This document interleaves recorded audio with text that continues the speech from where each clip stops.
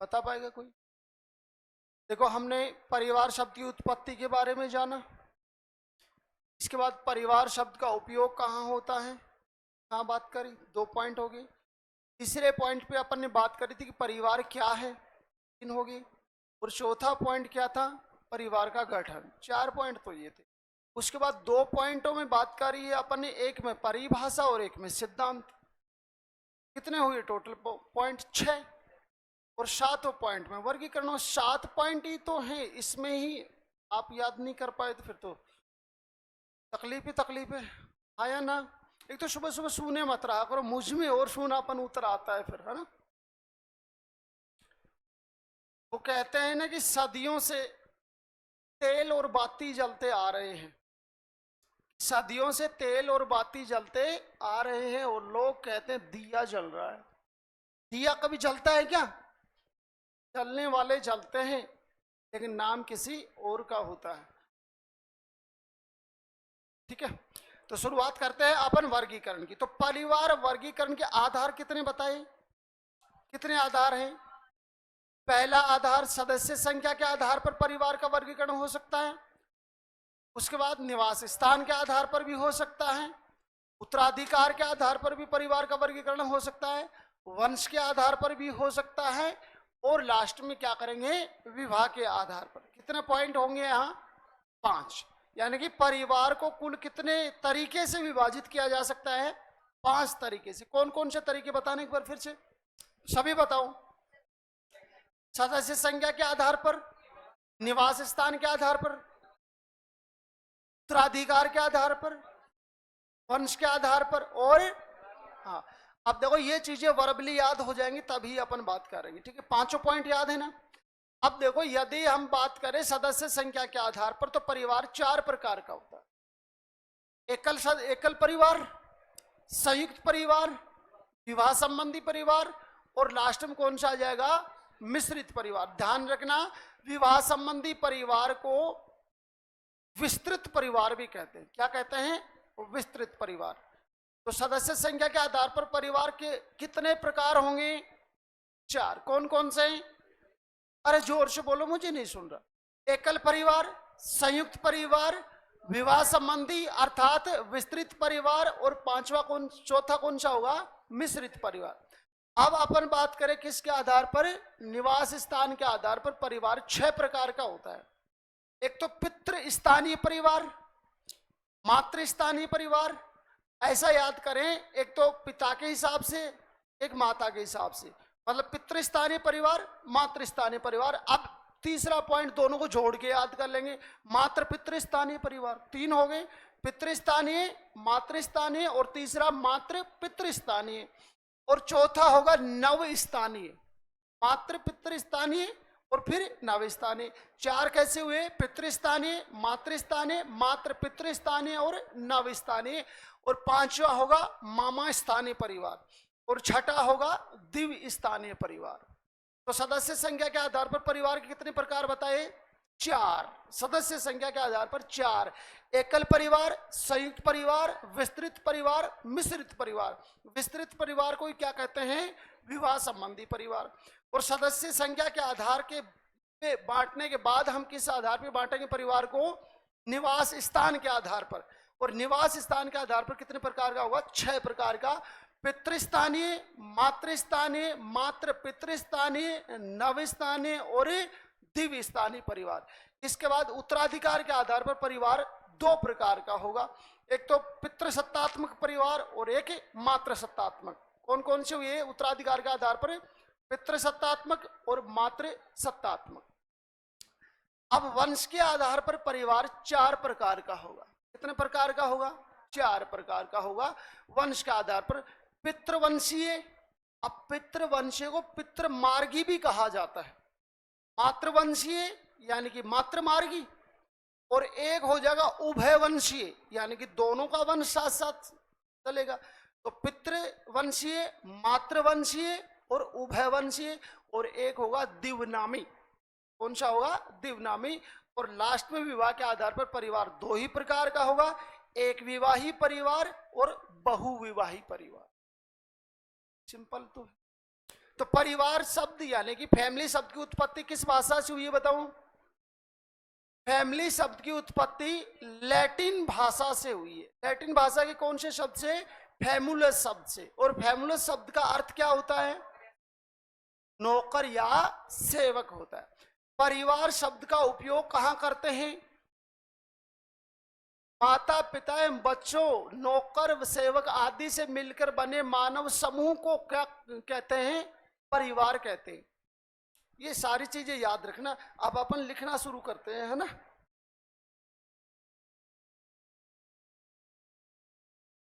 अपन ने शायद last time आधार लिखे थे, है ना। अच्छा, एकल परिवार लिखना शुरू कर दिया था। तो एकल परिवार को और क्या कहते हैं? एकाकी परिवार, केंद्रीय परिवार, नाभिक परिवार, मूल परिवार और दाम्पत्य मूलक परिवार। एक ही परिवार के कितने नाम हो गए? 6। कौन कौन से हो गए फिर से बताना एक बार? एकल परिवार, एकाकी परिवार, केंद्रीय परिवार, नाभिक परिवार, दाम्पत्य मूलक परिवार और एक मूल परिवार। ये मूल परिवार शब्द का प्रयोग सबसे पहले किसने किया था? मर्डॉक ने किया था। अब इनमें से सबसे पहले अपन कौन सा पढ़ने वाले हैं? एकल परिवार, है ना। तो आप पॉइंट बनाएंगे एकल परिवार की विशेषताएं। अब देखो, एकल परिवार में 2 ही चीजें पढ़नी है अपने को। एक तो एकल परिवार की विशेषता अथवा लक्षण, विशेषता को लक्षण भी कह सकते हो आप, और एकल परिवार बनने के कारण। ध्यान रखना, एकल परिवार के कोई दोष नहीं होते हैं। दोष सिर्फ किस में पाए जाते हैं? संयुक्त परिवार में। एकल परिवार में दोष नहीं होते हैं। एकल परिवार की विशेषता याद रखनी है और एकल परिवार बनने के कारण याद रखने। तो कारण तो सीधी सी बात है, संयुक्त परिवार टूटेंगे तब जाके क्या बनेंगे? एकल परिवार बनेंगे। तो ऐसा मान लो कि जो कारण संयुक्त परिवारों के टूटने के हैं वो कारण एकल परिवार के बनने के लिए उत्तरदायी हो जाएंगे। सही बात है ना भाई। देखो, एक तरफ एकल परिवार रखे अपन और एक तरफ संयुक्त परिवार रखे। अब संयुक्त परिवार टूटेगा तभी ना बनेगा कौन? एकल परिवार। तो एकल परिवार जो है वो किससे निकलता है? संयुक्त परिवार से ही निकलता है। तो जो एकल परिवार के बनने के कारण हैं वो ही हैं संयुक्त परिवार के टूटने के कारण। या आप ऐसे कह सकते हो कि जो संयुक्त परिवार के टूटने के कारण होते हैं वो एकल परिवार के बनने के कारण होते हैं। ठीक है। तो एकल परिवार की क्या लिखनी है अपने को? विशेषता। विशेषता शब्द ना यूज करके लक्षण शब्द भी यूज हो सकता है। तो एकल परिवार की विशेषता अथवा लक्षण।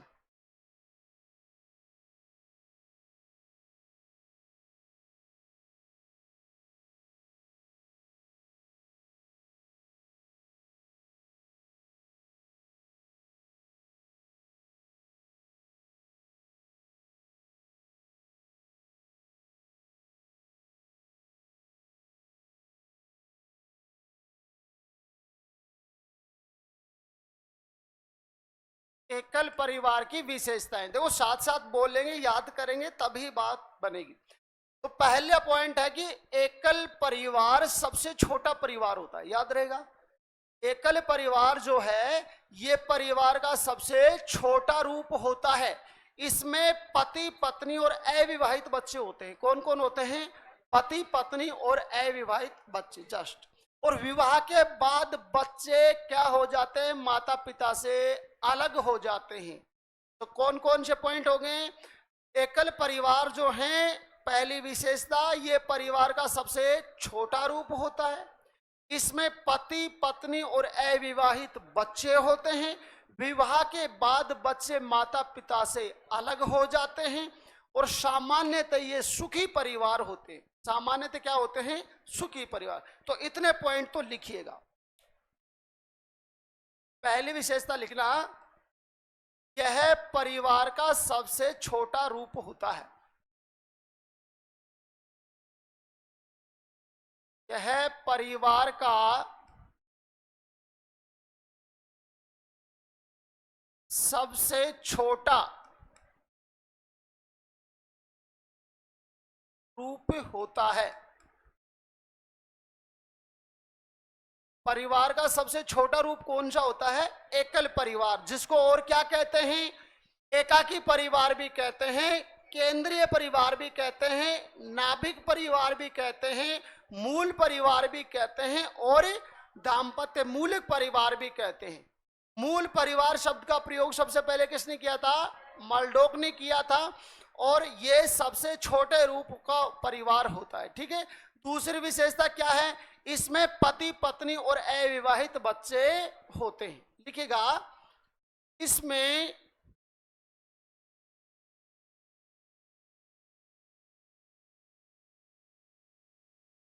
पति पत्नी एवं अविवाहित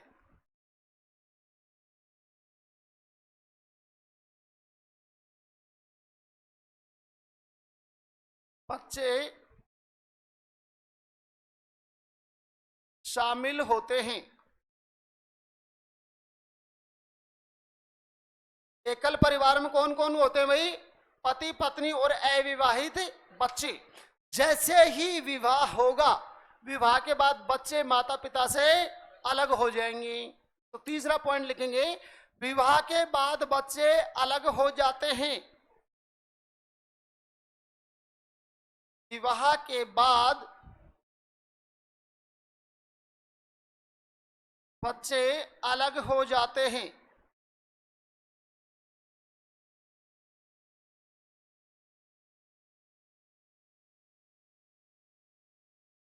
ये विशेषता अर्थात लक्षण ही है जहां से प्रश्न बनेगा। याद रखना, परिवार का सबसे छोटा रूप बताएं आप, एकल परिवार। पति पत्नी और अविवाहित बच्चों से मिलकर बना परिवार क्या कहलाता है?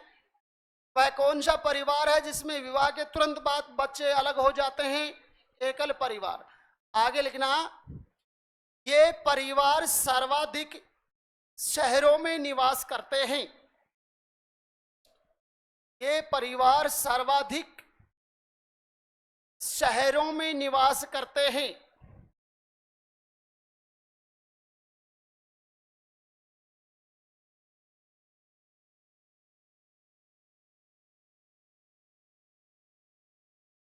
सर्वाधिक कहां रहते हैं, कहां पाए जाते हैं ऐसे परिवार सबसे ज्यादा?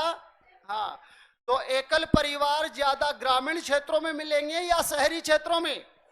शहरी क्षेत्रों में मिलेंगे। इनमें विवाह के बाद बच्चे क्या हो जाते हैं? माता पिता से अलग हो जाते हैं। नेक्स्ट पॉइंट लिखना, सामान्यतः ये सुखी परिवार होते हैं।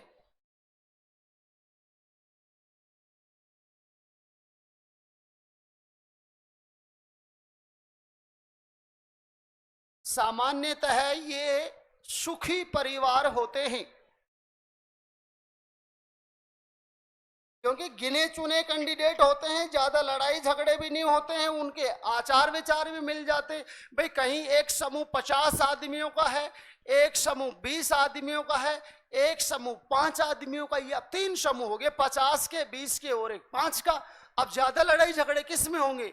जिसमें सदस्य संख्या ज्यादा होगी, क्योंकि वो कहते हैं ना कि जितने माइंड होंगे, जितने दिमाग होंगे, उतने विचार होंगे, जितने विचार होंगे उतने ही मतभेद होंगे। तो जितने कम उतना ही फायदा। अरे हाँ या ना? तो पॉलिसी अपना के रखनी है भविष्य में, पॉलिसी अपना के रखनी है। हाँ या ना? हाँ, बहुत बढ़िया। तो सामान्यतः सुखी परिवार कौन से हैं? अरे बताओ, सामान्य सुखी परिवार कौन से हैं? सबसे ज्यादा शहरों में कौन से परिवार हैं? विवाह के बाद अलग होंगे कौन से परिवार में बच्चे? पति पत्नी अविवाहित बच्चे मिलेंगे किसमें? हाँ या ना? अरे तो गड़ो फाट का हाथ मारियो है और थे भाई साहब एनर्जी ने फुल सेव करने लाग रहा हो। मैंने मालूम है चांद देखोड़ा हो थे, चांद देखोड़ा हो, आकी गलती को नहीं।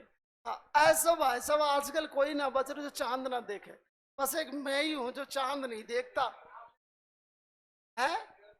हाँ, मैं स्वयं भी चांद नहीं हूं और मैं स्वयं चांद देखता भी नहीं, सच्ची बात। ठीक है, यहां तक ये चीजें याद हो जाएंगी ना? अरे हाँ या ना? आगे अब एक चीज को समझने की बात है, एक बात बताओ, एक एकल परिवार है जिसमें अभी आपको बताया कि विवाह होने के बाद तो बच्चे क्या हो जाते हैं, अलग हो जाते हैं। अविवाह से पहले बच्चे स्कूली टाइम में, कॉलेज टाइम में रहते हैं इन परिवारों में। तो परिवार में माता पिता दो ही सदस्य हैं कमाने वाले, उनको सारा सिस्टम देखना है। अब वो काम पे जाएंगे, कमाने जाएंगे, ऐसा तो है नहीं 24 घंटे घर में बच्चों के साथ ही बैठे रहेंगे। अब एक ऐसी स्थिति भी आएगी जब बच्चे क्या रहेंगे, घर में अकेले रहेंगे। मैं ये कहना चाहता हूं कि एकल परिवार के बच्चों में दो तरीके के भाव उत्पन्न होने की संभावना रहती है। कितने? दो। या तो वो आत्मनिर्भरता का गुण विकसित होता है उनमें, या फिर उनमें एकाकीपन का भाव आ जाता है। आपने देखा होगा अक्सर बच्चे डिप्रेस्ड रहते हैं, मन ही मन गुनगुनाते रहते हैं, ऐसे उंगलियां चलती रहती है ना। वो एकाकीपन का भाव है।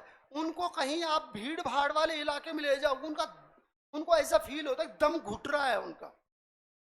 वो एकांत में रहना पसंद करते हैं। तो इसका मतलब वो बच्चा इन फ्यूचर अपने कार्यस्थल पर भी कंफर्ट फील नहीं करेगा। कार्यस्थल पर तो भाई साहब और भी लोग रहेंगे, तरह तरह की बातें होंगी, तरह तरह के विचार आएंगे लोगों में। तो आप ये याद रखें कि एकल परिवार के बच्चों में सामान्यतः आत्मनिर्भरता या एकाकीपन का भाव विकसित हो जाता है या उत्पन्न हो जाता है। नेक्स्ट लाइन पे लिखेंगे, एकल परिवार के बच्चों में, एकल परिवार के बच्चों में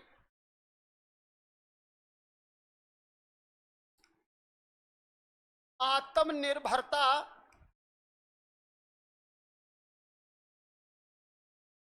आत्मनिर्भरता या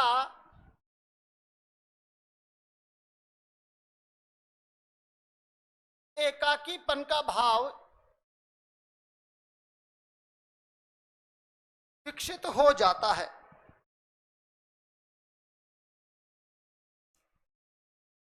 एकल परिवार के बच्चों में सामान्यतः कौन से भाव आने की जो है चांसेस ज्यादा रहते हैं? या तो आत्मनिर्भर बन जाएगा बच्चा, या फिर वो एकाकीपन का शिकार हो जाता है। तो ये आपको विशेषता अर्थात लक्षण याद रखने हैं किसके? एकल परिवार के। बताओ कौन कौन से हैं? ये सबसे छोटा रूप होता है परिवार का। इसमें पति पत्नी और अविवाहित बच्चे होते हैं। विवाह के बाद बच्चे अलग हो जाते हैं।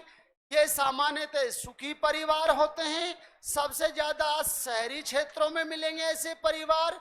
और ये परिवार जो है, इनके बच्चों में या तो आत्मनिर्भरता का विकास होता है, या फिर उनमें क्या आ जाता है, एकाकीपन का भाव विकसित हो जाता है। याद हो जाएगा या नहीं? आया ना?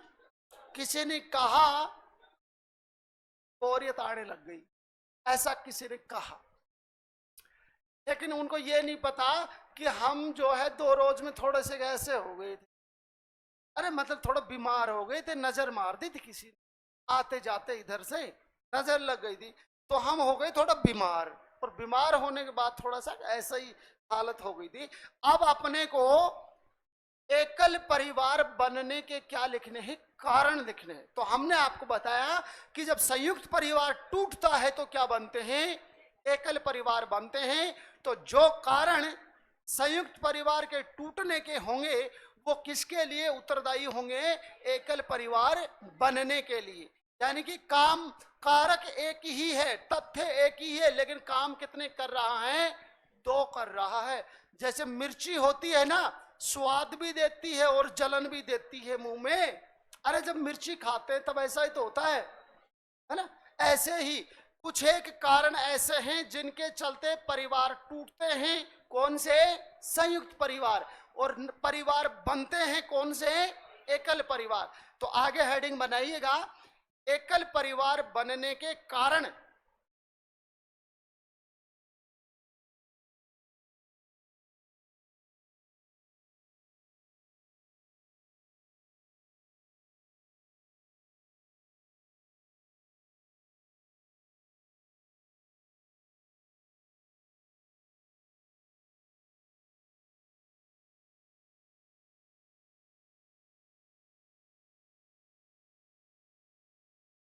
एकल परिवार बनने के कारण सबसे पहला बड़ा भारी भरकम काम है, मेन कारण है तीव्र जनसंख्या वृद्धि। क्या?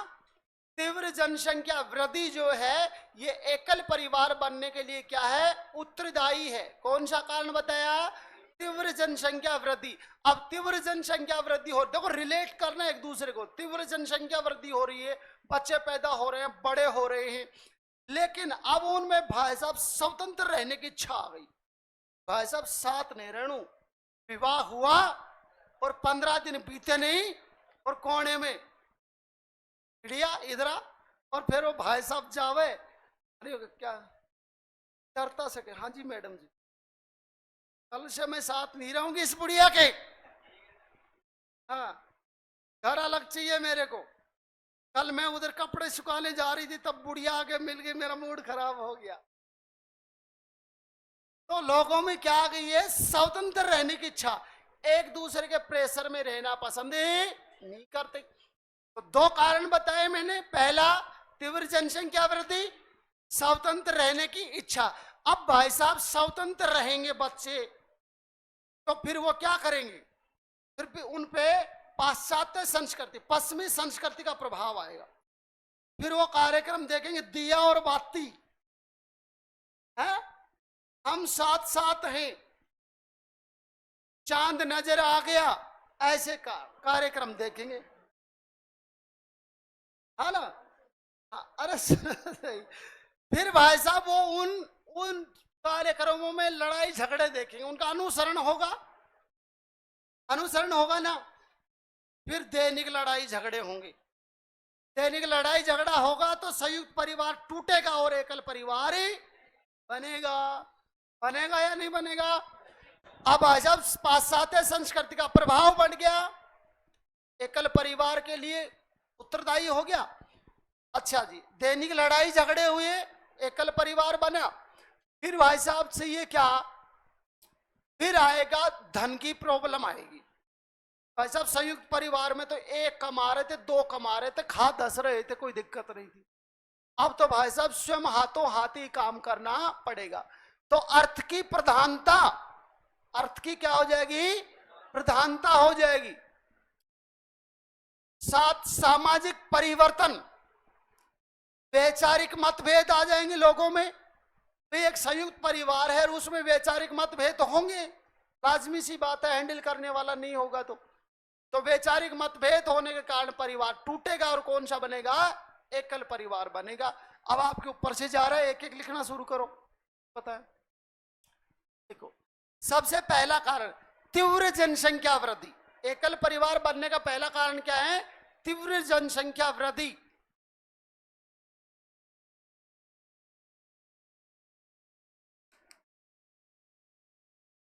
तीव्र जनसंख्या वृद्धि।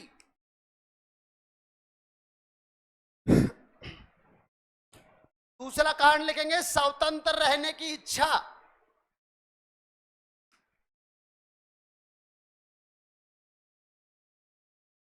स्वतंत्र रहने की इच्छा,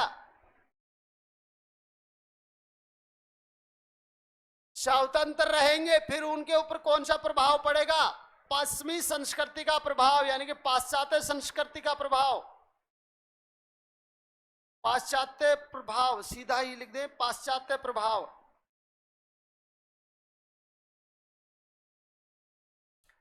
जब पश्चिमी संस्कृति का प्रभाव पड़ेगा तो क्या आएगा? फिर सामाजिक परिवर्तन होगा।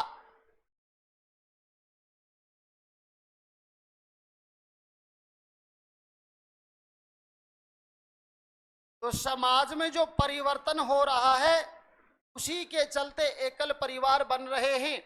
तो तीव्र जनसंख्या वृद्धि, स्वतंत्र रहने की इच्छा, पाश्चात्य संस्कृति का प्रभाव और सामाजिक परिवर्तन। सामाजिक परिवर्तन होगा तो लोगों में क्या होंगे? मतभेद होंगे, मतभेद होंगे, संयुक्त परिवार टूटेंगे और कौन से परिवार बनेंगे? एकल परिवार बनेंगे। तो आप आगे लिखेंगे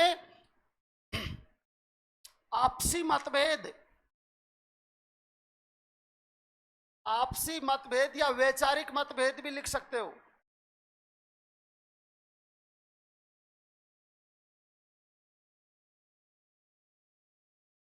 अच्छा, और देखो संयुक्त परिवार के लोगों में और क्या आ जाती है, सुख सुविधाओं की लालसा आ जाती है भाई साहब, कि भाई साहब घुट घुट के नहीं रहना, हमेशा घूंघट में नहीं रहना।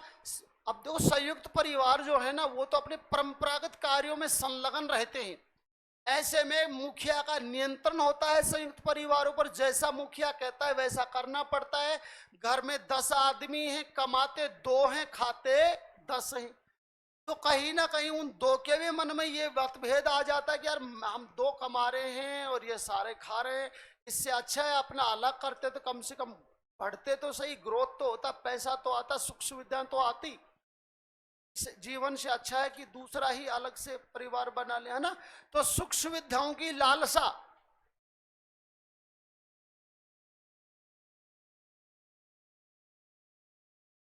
सुख सुविधाओं की लालसा,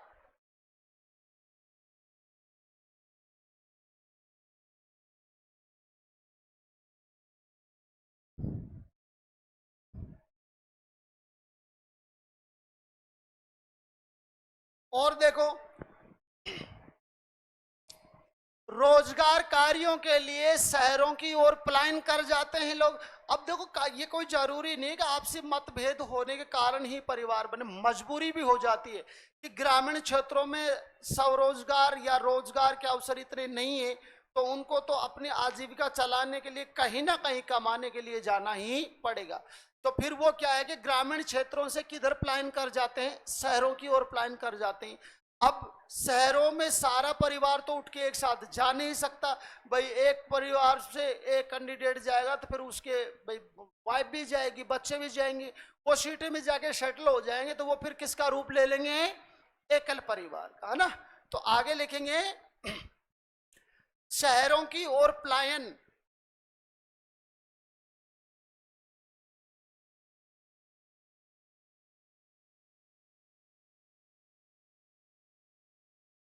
शहरों की ओर पलायन होना, यह भी किसके लिए उत्तरदायी है, एकल परिवार बनने के लिए उत्तरदायी है।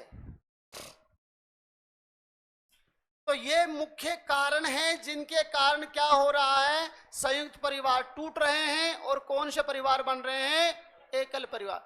एकल परिवार जो है समाप्त हो गया है। फिर से मैं आपको बता दूं, एकल परिवार के एक तो सारे नाम याद रखने हैं, क्या क्या कहते हैं, अरे बोलो, एकल परिवार, एकाकी परिवार, केंद्रीय परिवार, नाभिक परिवार, मूल परिवार और दाम्पत्य मूलक परिवार। कौन कौन से होंगे बताओ फिर से, अरे बोलो बोलो, जोर से बोलो, जोर से बोलो। भाई साहब हम खड़ा करके बुलवाएंगे सबसे, फिर काहे मतलब है। बोलो, एक केंद्रीय परिवार और एकल परिवार, एकाकी परिवार, नाभिक परिवार, मूल परिवार, दाम्पत्य मूलक परिवार। मूल परिवार शब्द का उपयोग सबसे पहले किसने किया था, मर्डॉक ने किया था। इसमें क्या क्या विशेषताएं याद रखेंगे बताओ आप, क्या क्या विशेषताएं याद रखेंगे। ये परिवार का सबसे छोटा रूप होता है, इसमें पति पत्नी और बच्चे होते हैं, और बच्चे भी कैसे रहते हैं, अविवाहित। विवाह के बाद बच्चे क्या हो जाते हैं, अलग हो जाते हैं। सामान्यतः ये सुखी परिवार रहते हैं। सबसे ज्यादा एकल परिवार कहाँ मिलेंगे, शहरों में मिलेंगे। एकल परिवार के बच्चों में क्या उनसे कौन से भाव आ जाते हैं, या तो आत्मनिर्भरता का गुण विकसित हो जाता है या एकाकीपन का भाव आ जाता है। और इनके बनने के कारण क्या है, एकल परिवार के तीव्र जनसंख्या वृद्धि, स्वतंत्र रहने की इच्छा, पाश्चात्य संस्कृति का प्रभाव, सामाजिक परिवर्तन, आपसी मतभेद, सुख सुविधाओं की लालसा, शहरों की ओर प्रवर्जन या पलायन कर जाना। ठीक है, आगे नेक्स्ट लिखना संयुक्त परिवार। दूसरे नंबर का है संयुक्त परिवार।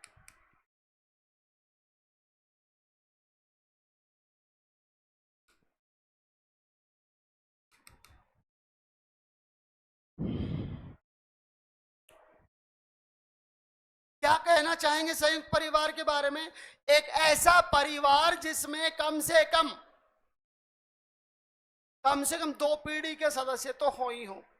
तो 3 या 2 पीढ़ी के सदस्य तो भाई साहब उसमें भी थे। बताओ एकल परिवार में थे कि नहीं थे भाई, एक तो पति पत्नी एक पीढ़ी तो ये हो गई, और एक उनके बच्चे अविवाहित हैं लेकिन पीढ़ी में तो आ रहे हैं ना, इसका मतलब 2 तो नहीं कह सकते, यानी कि 3 या 3 से अधिक पीढ़ियों के सदस्य एक साथ एक ही घर में निवास करते हैं, तो फिर वो समूह कौन सा परिवार बना? संयुक्त परिवार बना, है ना। तो पहले तो ये परिभाषा एक तरीके से लिखनी है, लिखना 3 या 3 से अधिक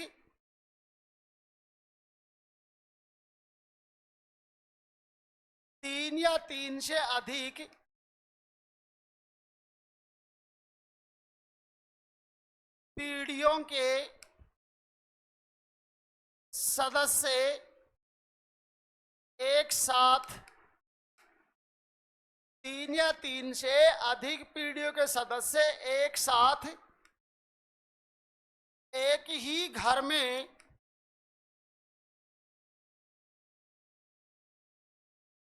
निवास करते हैं, तो उसे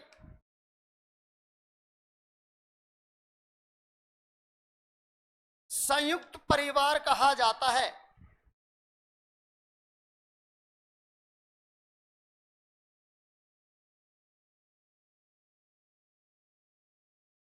तीन या 3 से अधिक पीढ़ियों के सदस्य एक साथ एक ही घर में निवास करते हैं, तो फिर उस परिवार को क्या कहते हैं? संयुक्त परिवार कहते हैं। अब देखो तुलनात्मक रूप से बातें देखेंगे, सीधी सी बात है, यहां जब 3 पीढ़ियों के सदस्य साथ रह रहे हैं तो कन्फर्म ही विवाह के बाद बच्चे अलग नहीं हो रहे हैं। लेकिन एकल परिवार में क्या था? सिर्फ पति पत्नी और अविवाहित बच्चे थे। यहां 3 पीढ़ियों के व्यक्ति साथ रह रहे हैं। एकल परिवार में विवाह के बाद बच्चे अलग हो जाते हैं, संयुक्त परिवार में ऐसा नहीं होता है। और जो एकल परिवार हैं वो सर्वाधिक शहरी क्षेत्रों में पाए जाते हैं, लेकिन जो संयुक्त परिवार हैं ये सर्वाधिक ग्रामीण क्षेत्रों में निवास करते हैं। तो ये सर्वाधिक कहां मिलेंगे? ग्रामीण क्षेत्रों में सर्वाधिक निवास करते हैं। और प्राचीन भारत में संयुक्त परिवार अधिक थे जो वर्तमान में टूट रहे हैं। प्राचीन भारत में संयुक्त परिवार क्या थे? ज्यादा थे, अब घट रहे हैं क्योंकि संयुक्त परिवार टूट रहे हैं और एकल परिवार बन रहे हैं। एक समाजशास्त्री हुए हैं जिनका नाम था मैक्स मूलर। क्या नाम था? Max Muller. मैक्स मूलर ने कहा था कि संयुक्त परिवार भारत की आदि परंपरा है, मतलब पुरानी रीति है। तो ये वक्तव्य याद रखना है, आपसे पूछा जा सकता है कि निम्नलिखित में से किस समाजशास्त्री ने कहा, अब ऊपर उसका शब्द दिया जाएगा कि संयुक्त परिवार भारत की आदि परंपरा है, और नीचे ऑप्शन में दिए जाएंगे उक्त कथन किसका है। तो ये कथन किसने कहा था? मैक्स मूलर ने कहा था। तो लिखना शुरू करेंगे, इसमें नेक्स्ट लाइन पे लिखना, लिखेंगे ये परिवार सर्वाधिक ग्रामीण क्षेत्रों में पाए जाते हैं। ये परिवार सर्वाधिक ग्रामीण क्षेत्रों में पाए जाते हैं, जबकि एकल परिवार सबसे ज्यादा कहां पाए जा रहे थे? शहरी क्षेत्रों में। और संयुक्त परिवार सबसे ज्यादा कहां पाए जा रहे हैं? ग्रामीण क्षेत्रों में। अच्छा, एक कथन और बताऊं मैं आपको कि भारत की आत्मा ग्रामीण क्षेत्रों में निवास करती है। किसने कहा था ऐसा? है क्या कुछ याद? पॉलिटी वगैरह पढ़ते हैं तो, कि भारत की आत्मा ग्रामीण क्षेत्रों में निवास करती है, किसने कहा था ऐसा? महात्मा गांधी ने कहा था ना। अरे हाँ या ना? अरे दादा हाँ तो कर लिया कर, मैं कहीं झूठ बोलूं था ना यार। हाँ तो कर लिया मैं क्या झूठ बोलूं? लो, तो याद रखना ये बात भी कि भारत की आत्मा ग्रामीण क्षेत्र में बसती है, ऐसा किसने कहा था? महात्मा गांधी ने कहा था। यहाँ 3 या 3 से अधिक पीढ़ियों के सदस्य एक साथ एक ही घर में निवास कर रहे हैं, तो ये बना मानव समूह कौन सा परिवार होगा? संयुक्त परिवार होगा। नेक्स्ट अपन ने लिखा है कि ये संयुक्त परिवार जो है सर्वाधिक कहाँ निवास करते हैं? ग्रामीण क्षेत्रों में निवास करते हैं। एक लाइन और लिखना, प्राचीन भारत में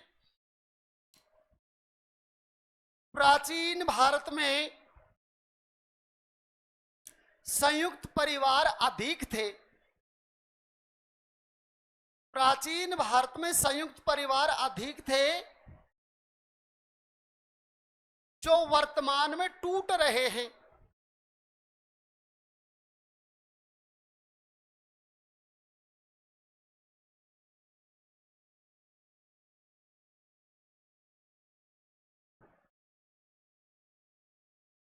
जो वर्तमान में टूट रहे हैं। आगे वो कथन लिखना जिसकी मैं बात कर रहा था।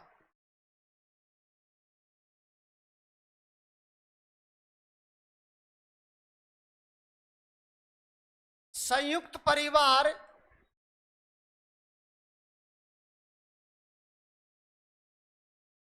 भारत की आदि परंपरा है।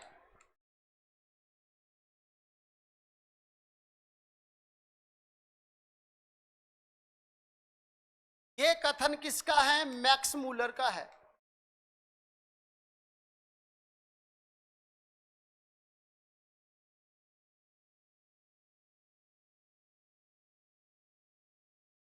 Max Muller.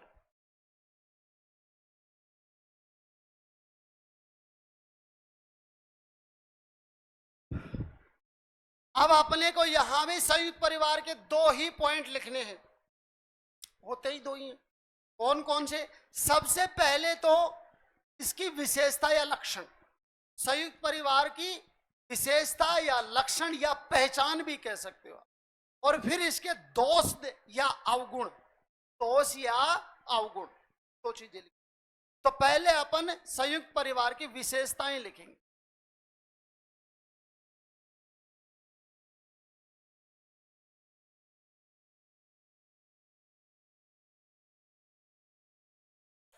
विशेषताएं देखो, हर एक विशेषता में बात करेंगे और लिखेंगे। तो पहली विशेषता तो ये है कि इस परिवार में 3 या 3 से अधिक पीढ़ियों का समूहन देखने को मिलता है। भाई अभी अपन ने परिभाषा में भी लिखा था कि एक ऐसा परिवार जिसमें 3 या 3 से अधिक पीढ़ियों के सदस्य एक साथ एक ही घर में निवास करते हैं, तो फिर वो परिवार कैसा होता है? संयुक्त परिवार होता है। तो इस परिवार की एक विशेषता तो ये हो गई कि इसमें 3 या 3 से अधिक पीढ़ियों का क्या देखने को मिलता है? एक समूह देखने को मिलता है। तो पहली विशेषता लिखेंगे 3 या 3 से अधिक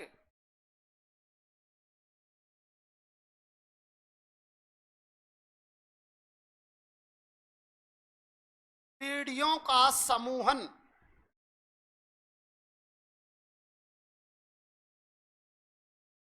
तीन या 3 से अधिक पीढ़ियों का समूहन, ये इसकी एक विशेषता होगी। अब भाई साहब दूसरी विशेषता ये है कि ये जो 3 या 3 से अधिक पीढ़ियों के जो सदस्य हैं, इनको कंट्रोल कौन करता है? घर का मुखिया। यानी कि घर में जितने भी सदस्य हैं उन पर मुखिया का क्या होता है? नियंत्रण होता है, कंट्रोल होता है। तो दूसरी विशेषता होगी मुखिया का नियंत्रण।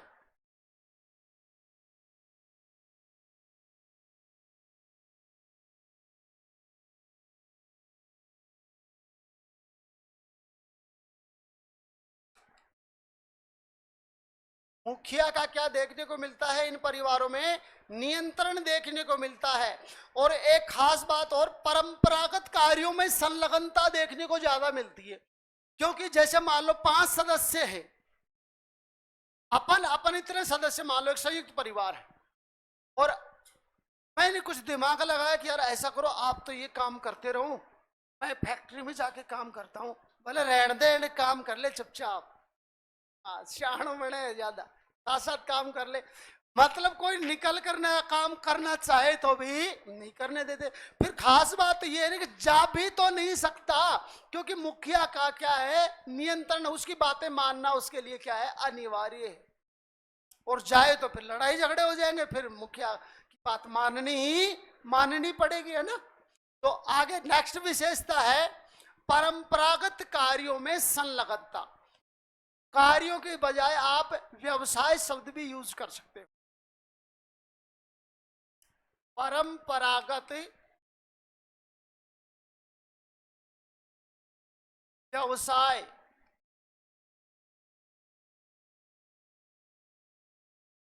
में संलग्नता।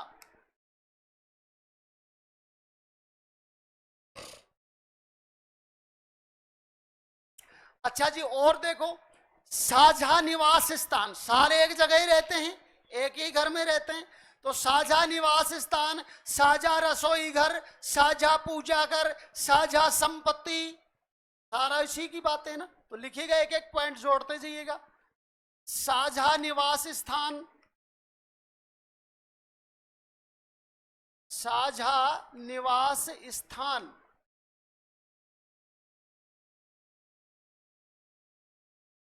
साझा पूजा घर, यानी कि मंदिर अलग अलग द्वार पे थोड़ी माथो टेक के रहे, एक ही दीवार में टेके।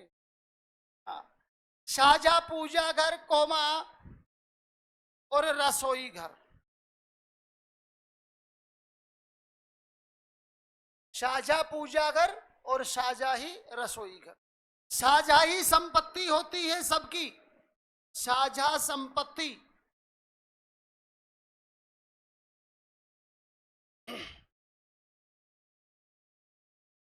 घर में जितने भी भैंस हैं, जितने भी बकरी हैं, जितने भी घोड़े गधे हैं, जितने भी ट्रैक्टर वैक्टर वाहन वगैरह हैं, जितने भी मतलब चल अचल संपत्ति, सबका उस पे क्या होता है, सभी का बराबर का अधिकार होता है। ऐसा नहीं अलग से आप कमा रहे हो तो अलग रखने लगेगी, ये मैं मेरा बाद के लिए रख रहा हूं ना, ऐसा नहीं। मतलब एक विशेषता ये भी होगी कि व्यक्तिगत संपत्ति क्या होती है, निषेध होती है, व्यक्तिगत संपत्ति का निषेध। व्यक्तिगत संपत्ति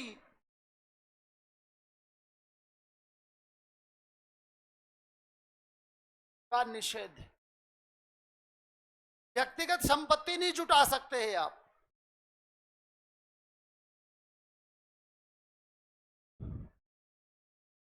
और देखो, जितने भी सदस्य हैं सभी में हम का भाव होता है, ये नहीं कि ये मेरा और ये तेरा ना, सब हमारा, हम की भावना होती है ना। तो एक बार फिर से देखो, मुखिया का नियंत्रण होता है इनमें, परंपरागत व्यवसाय में संलग्नता देखने को मिलती है, संयुक्त परिवारों में साझा निवास स्थान, एक ही जगह रहते हैं, एक ही जगह खाना खाते हैं, सारे एक ही जगह खाना बनता है, एक ही जगह पूजा होती है, जो भी रस्म रिवाज होती है शादी के बाद वो लगाते हैं ना ठप्पा, वो सबका एक ही जगह लगते हैं। जानते हो ठप्पा क्या होता है वो? अरे आया ना, जानने वाले जानते हैं, जिनका अभी ठप्पा लगाया है नहीं तो उनको क्या पता कैसे ठप्पा लगता है ना। साझा संपत्ति होती है, सभी की, अलग से संपत्ति नहीं रख सकते। और क्या क्या होता है, नेक्स्ट विशेषता लिखना, हम की भावना, हम की क्या होती है, इनमें भावना होती है। और देखो,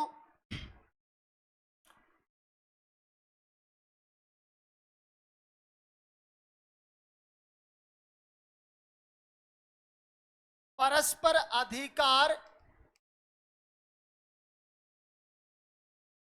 व दायित्व, इसका मतलब यह है कि बराबर का हर चीज पे एक तो अधिकार होता है, साथ ही बराबर का उत्तरदायित्व भी होता है। भाई कोई एक ही व्यक्ति किसी चीज के लिए जवाबदेह नहीं है, सारे के सारे जवाबदेह हैं। यदि घर में कोई दिक्कत होगी तो मुखिया जो है, सब पे जिसका नियंत्रण होता है, वो सभी से पूछता है, सभी को बराबर का अधिकार देता है, सभी से फिर बराबर के ही वो जवाबदेही भी मांगता है। तो ये विशेषताएं हैं किसकी? संयुक्त परिवार। संयुक्त परिवार की विशेषता होगी ना, क्या क्या लिखी है बताने, एक बार हिम्मत जुटाओ, जोर से बताओ। हाँ जी, 3 या 3 से अधिक पीढ़ियों का क्या होता है? समूहन होता है। ठीक, और बताऊं? हाँ, और बताऊं? हाँ, और बताऊं? देख, लोगों के तो होठ ही नहीं हिल रहे, भाई साहब बोल कहां से रहे हैं, झूठ बोल रहे हैं, आधे नहीं बोल रहे यार, सारे के सारे बोला करो। देखो, देख के बोल लो, देखो मुखिया का क्या होता है, नियंत्रण होता है, परंपरागत कार्यों में संलग्नता होती है, साझा निवास स्थान होता है, साझा रसोई घर, पूजा घर और साझा संपत्ति होती है। अलग से संपत्ति रखना वैध नहीं है। और क्या है, सभी में हम की भावना होती है, तेरा मेरा नहीं होता है। और परस्पर अधिकार व दायित्व देखने को मिलता है, मतलब बराबरी का अधिकार है तो बराबर के लिए जवाबदेही भी उनकी निश्चित होती है। अब इसमें दोष या अवगुण क्या है, जो संयुक्त परिवार होते हैं इनमें अवगुण क्या है, क्या गलत है, क्यों नहीं होने चाहिए, तो परंपरागत रूप से देखेंगे तो बहुत चीजें देखने को मिलेंगी। आगे लिखना संयुक्त परिवार के दोष।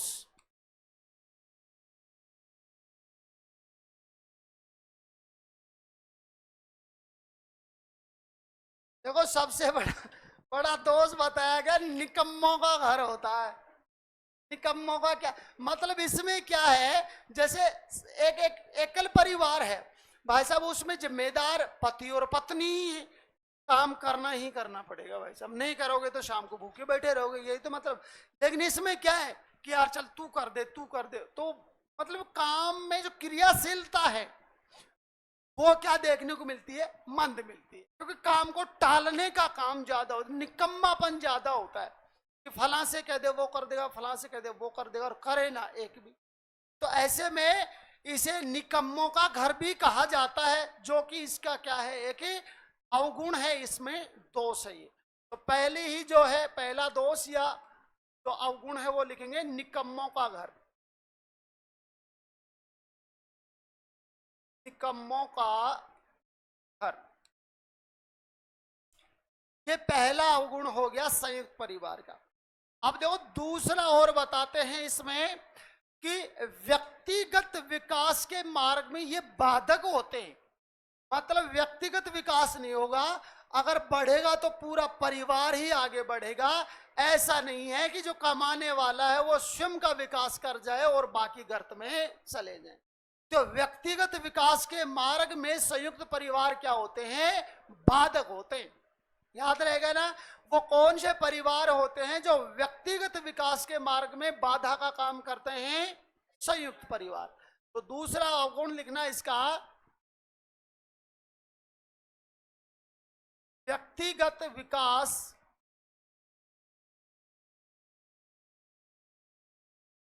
के मार्ग में बाधक होते हैं कौन, संयुक्त परिवार।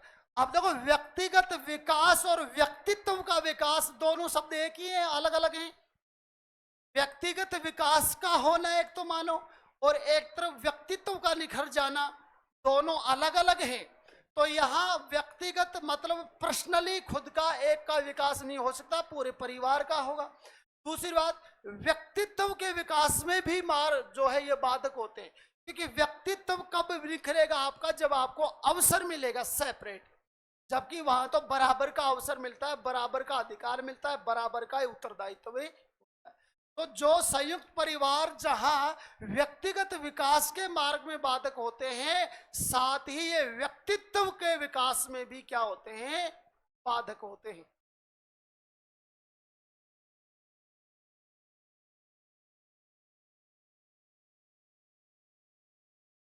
व्यक्तित्व के विकास में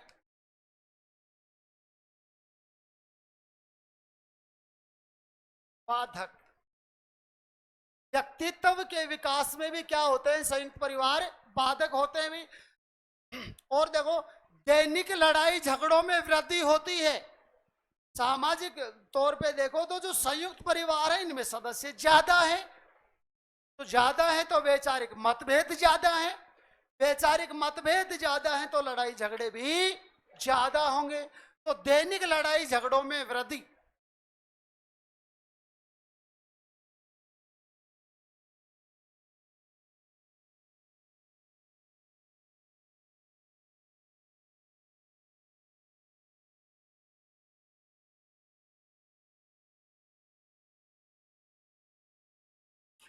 एकांतता का अभाव होता है भाई साहब, नई नई दुल्हन आवे तब उसको महीने 6 महीने तो ये मतलब पति का शकल देखने का अवसर नहीं मिलता। वो तो जूते देख के पहचानते हैं कि हाँ ये महाराणा का है, कोई दूसरा का है। क्योंकि भाई साहब कदे जेठ जी आ रहे हो, कदे ससुर साहब आ रहे हो, कदे दूसरो जेठ आ और कदे ताऊ वालो छोरो आ गो, और कदे भाई साहब घूंघटी ना उगड़े। मतलब एकांतता का क्या देखने को मिलता है? अभाव। आप पर्सनली वक्त नहीं गुजार सकते, आप संयुक्त रूप से ही रहेंगे। हाँ जी, हाँ प्रैक्टिकली होता है ऐसा भाई। सच बात यही है कि अवसर ही नहीं मिलता भाई साहब। सुबह जैसे उजाला हुआ घूंघट पड़ गया और रात को अंधेरा होने तक वो घूंघट उठे नहीं सकता।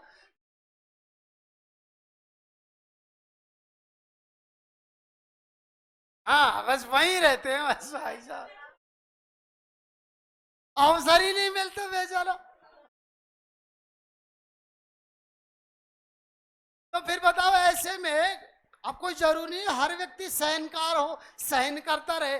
भाई साहब कोई ना कोई तो तीसरा दिन दुखी होगा, पल्ला उठा के फेंक देगा, अरे यार तो छोराड़ी ना, पहले ऐसा कर, लड़ाई झगड़ा कर आगे ना अपने सेपरेट परिवार कर ले, है ना, ऐसा भी होता है। तो वो तो अपनी अपनी सोच की बात है ना। तो नेक्स्ट पॉइंट लिखेंगे भाई इसके दोष में, एकांतता का क्या होता है? अभाव। एकांतता का अभाव।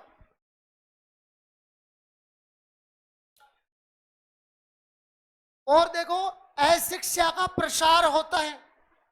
संयुक्त परिवार में पढ़ने का अवसर, जैसे मान लो यार हो एक संयुक्त परिवार जिसमें 10-15 कैंडिडेट हैं, पुरुष हैं, 10-15 की शादी हो रही है, 10-15 के बच्चे होने लग रहे हैं। अब घर की ऐसी आर्थिक स्थिति नहीं होती है भाई साहब कि वो सभी के सभी 10-15 के बच्चों को पढ़ा सके, नहीं भी हो सकती। ऐसे में शिक्षा के विकास में क्या होते हैं, ये बाधक होते हैं, शिक्षा का प्रसार नहीं हो पाता है और पर्सनली आप किसी को पढ़ा नहीं सकते। तो फिर ऐसे में समाज में जो शिक्षा मिलनी चाहिए वो अवसर नहीं मिलते हैं। तो आप ये कह सकते हो अशिक्षा का प्रसार होता है संयुक्त परिवारों के विकास के साथ साथ। अशिक्षा का प्रसार,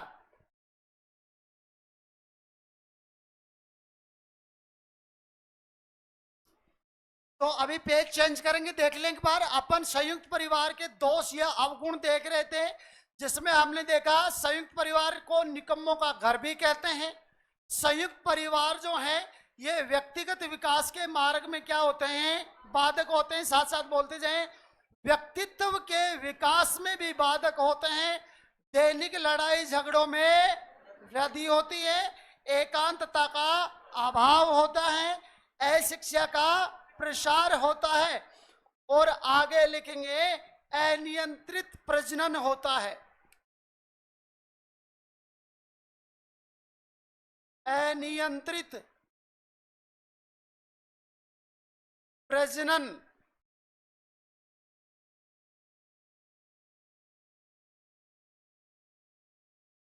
और सबसे बड़ी बात है, महिलाओं की दुर्दशा के लिए उत्तरदायी होते हैं कौन है? संयुक्त परिवार।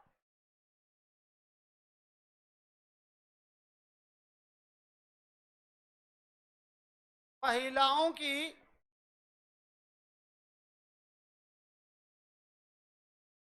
दुर्दशा के लिए उत्तरदायी। साथ ही देखो, मुखिया के पास अधिक अधिकार होते हैं, बाकी के पास अधिकार नहीं होते।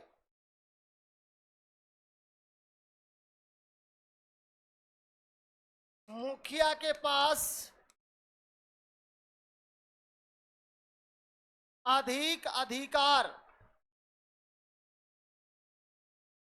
तो ये भाई साहब कुछ अवगुण हैं, कुछ दोष हैं किसके?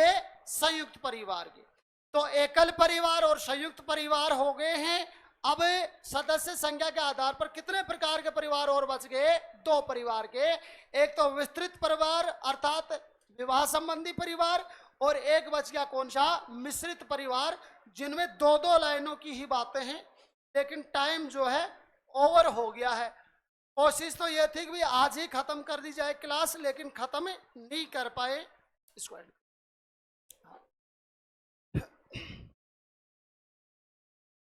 इंस्ट्रूमेंट कर दो।